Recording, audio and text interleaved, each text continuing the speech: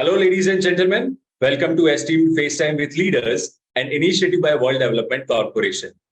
I am Sunny Pancholi, anchor at World Development Corporation. FaceTime with Leaders is a platform for industry titans to share their experiences, thoughts, ideas, and best practices in order to inspire one another and future leaders. In a nutshell, we attempt to encapsulate the multi-decadal learnings acquired by these industry leaders. We also hope that by conducting these FaceTime with industry stalwarts interviews, we can bring together a global community of eminent personalities. By bringing together such visionaries on one platform, we hope to play a part in inspiring the lives of other leaders. Great learnings from great leaders undoubtedly assist everyone by identifying, nurturing, and using the trade secrets that are proven success formula for many. And this is what we aim to achieve with these sessions, which are a gathering of industry stalwarts and a knowledge-sharing community. We have one such industry stalwart on FaceTime with Leaders with us today, Mr. Srobon Banerjee. Mr. Banerjee is a business transformation leader with nearly 1.5 decades of experience in ESG implementation and product, client services, operations management, people management, and organizational transformation in the BFSI and BI spaces. He has held various leadership positions such as Executive Vice President at Grandview Research, Head of ESG Products at GlobalData, and Associate Vice President, Client Services, and Head of ESG at SG Analytics. Currently, he is giving his invaluable contribution to Grandview Research in the capacity of board member and Executive Vice President. Welcome to FaceTime with Leaders, Mr. Banerjee. Thank you. Thank you very much, Sunny. Thanks for the introduction. So, Mr. Banerjee, could you let our viewers know about your journey of becoming a board member and Executive Vice President at Grandview Research? Sure, absolutely. It has definitely been a very interesting journey so far, with a lot of, I would say, career aspirations that I had at the very initial stage of my career. So when I started at the prime, at the early stage of my career, I grabbed an opportunity into a very unknown space back then, and which was quite ambiguous, not a fairly popular domain, which was ESG. And once I got into ESG research, I started my career while assisting data operations for a global rating house. And in that process, I started learning ESG as a concept. And I fairly grew that affinity towards ESG as a subject. And that's when I realized the essence or the opportunity that ESG as a space would have in the next 1 to 2 decades, and which is what we see now. ESG is one of the most talked about domain or talked about space in across, and it's a sector agnostic topic. So it's talked across all the sectors, and every top management of the senior leaders today globally are talking about ESG, good governance, environment, social practices, etc. Right? So with this amount of experience, with that valuable experience, I wanted to move into more consulting and ESG reporting profile, where I got into a company where I started supporting their ESG consulting practice.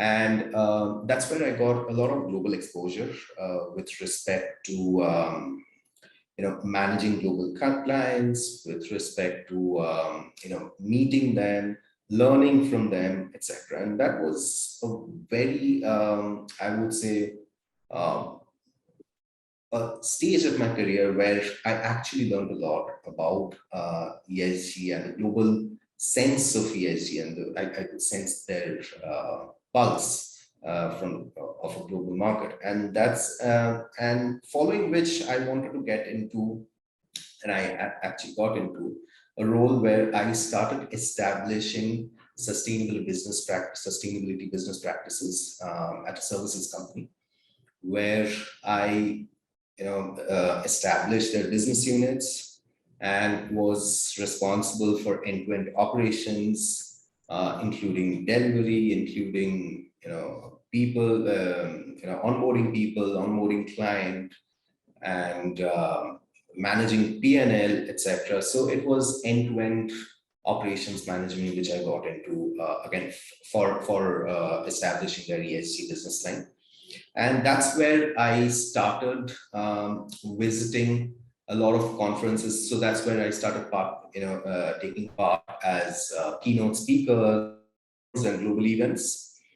And that essentially gave a huge or a significant mileage to our company with respect to establishing a brand name within this space, which was fairly a new concept back then as well.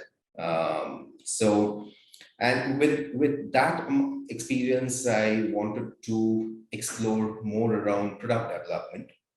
And that is when I got into developing product for a global company, where I started integrating ESG flavors into their existing product suites by building robust taxonomies, by revamping their existing taxonomies and data schema, and also liaised a lot with the technology team. That's where I got a fair degree of exposure onto the technology aspect and how to blend technology with ESG to bring about valuable insights for our clients. So with that,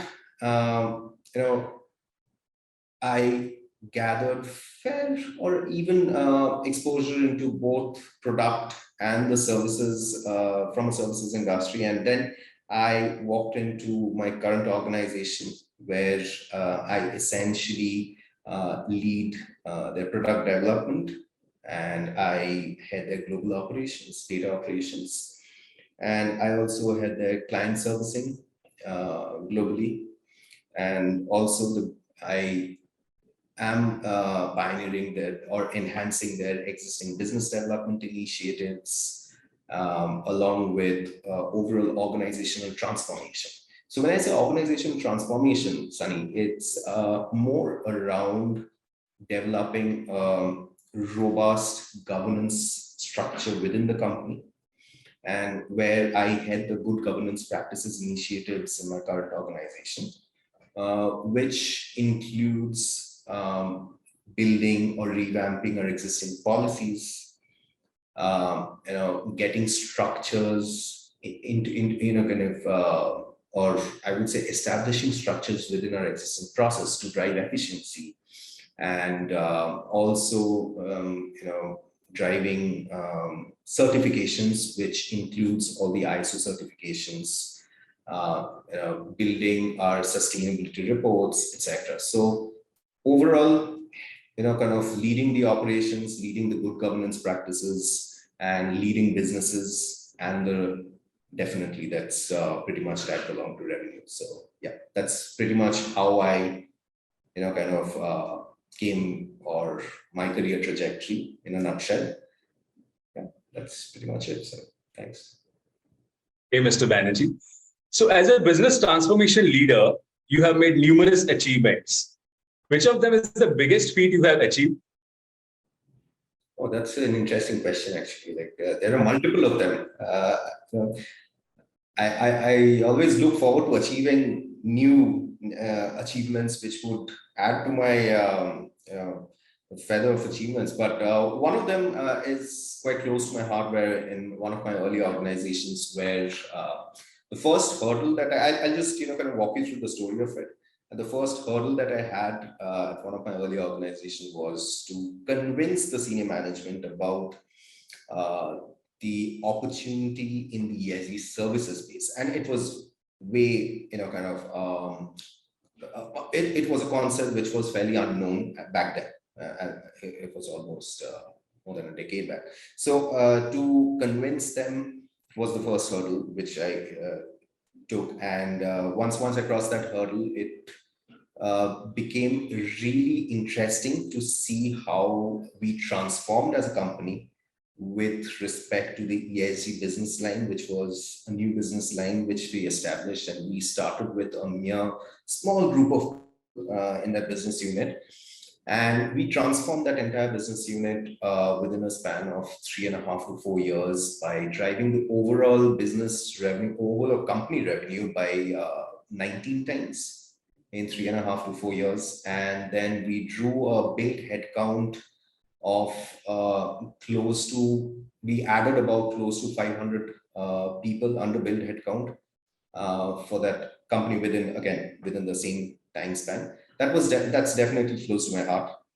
And also another one that recently that came to my mind at my recent stint, where I've driven the organization transformation, which I was speaking earlier, which led to, from a process standpoint, I'd say, and not the governance standpoint, from a process standpoint, operations, like process standpoint, which we've driven process efficiency measures, and which has led to efficiency gain of about 32% today in a span of 1 year, and which has significantly, I would say, amplified our turnaround time by around 15 to 17%, and which has overall laid down a strong foundation or a robust foundation within the organization, which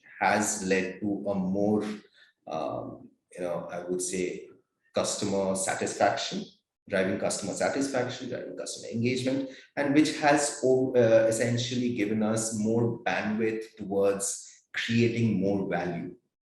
Coming out of the daily operation, daily processes, our folks within the company has started creating more value around it because we have already driven that efficiency gain in the past 1 year. So yeah, that's also one of the recent achievements, which is quite close to my heart. Okay. So, Mr. Banerjee, could you share your success mantra with our viewers today? I would say it's essentially the perseverance. Since the initial days of my career, I always wanted to get more global exposure with respect to the domain that I will be operating in. And so the perseverance towards learning new concepts, gaining knowledge, building my own knowledge repository, and growing eventually.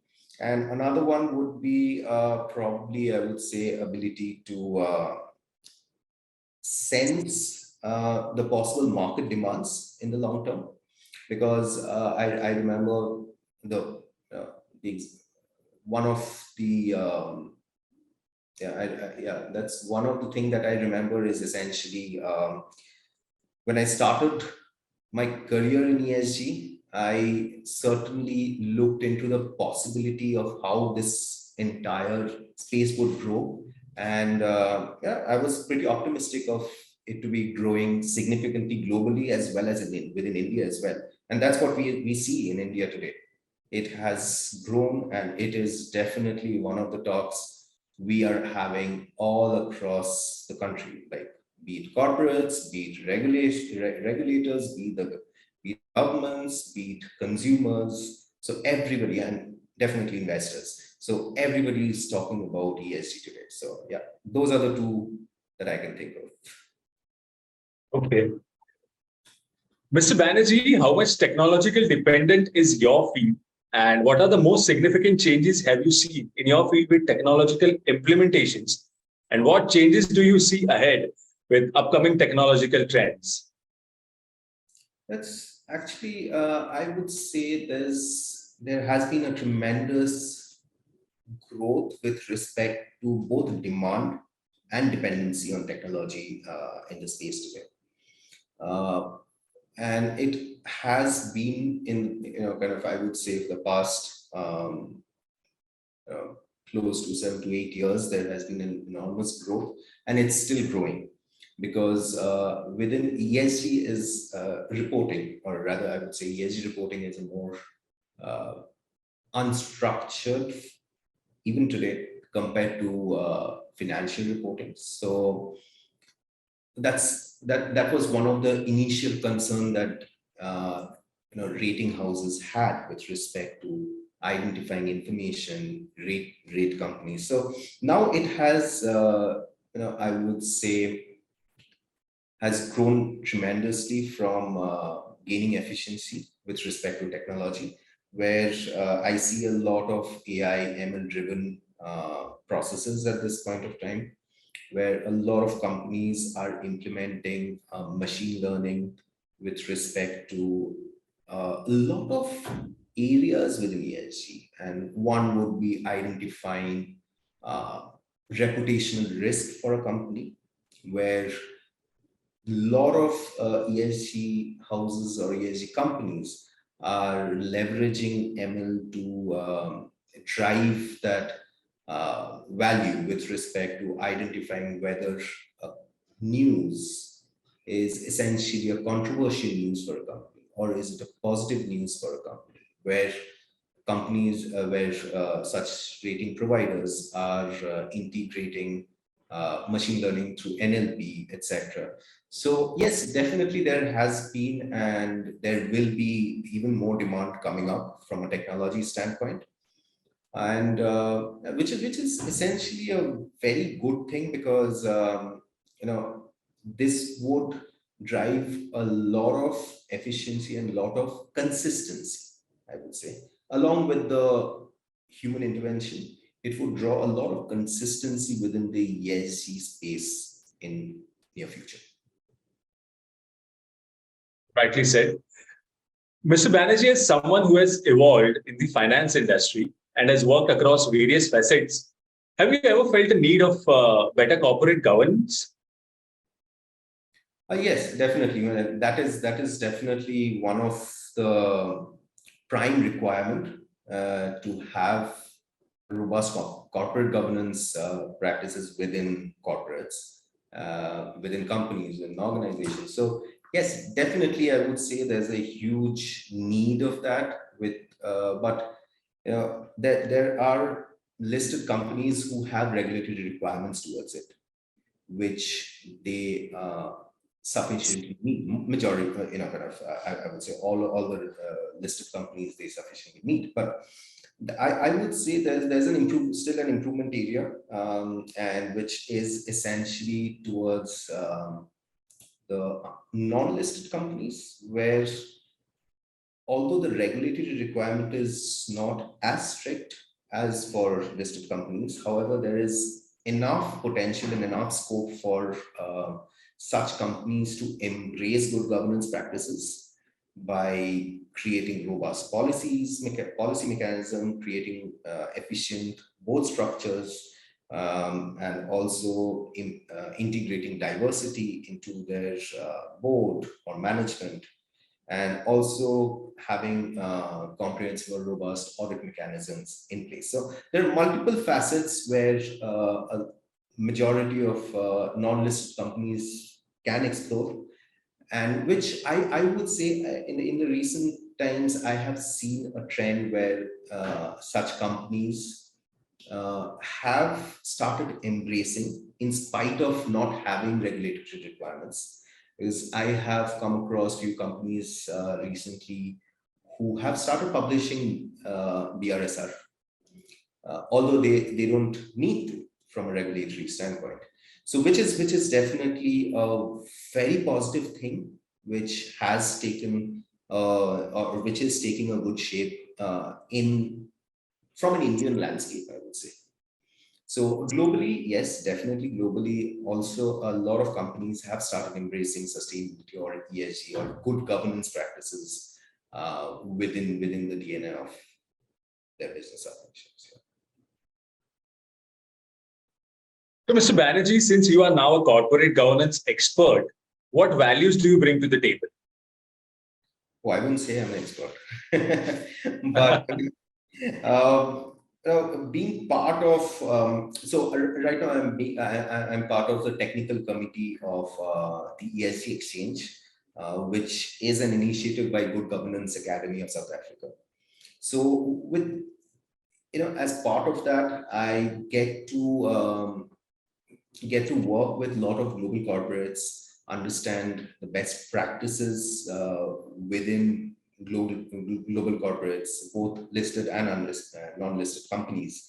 So yes, I've developed fair understanding about the global landscape from a corporate governance standpoint and how to execute good governance practices within companies. And even if it is starting from scratch, or revamping or enhancing their existing governance structures, and which I have done in my current organization, where I have executed good governance practices and led organization transformation, both from creating robust processes to policies and enhancing our overall compliance mechanism with by getting our ISO 14,000, ISO 9,000, 27,000 certifications, which eventually drives a lot of efficiencies. One, we ensure the processes within an organization or within any company are structured, tight.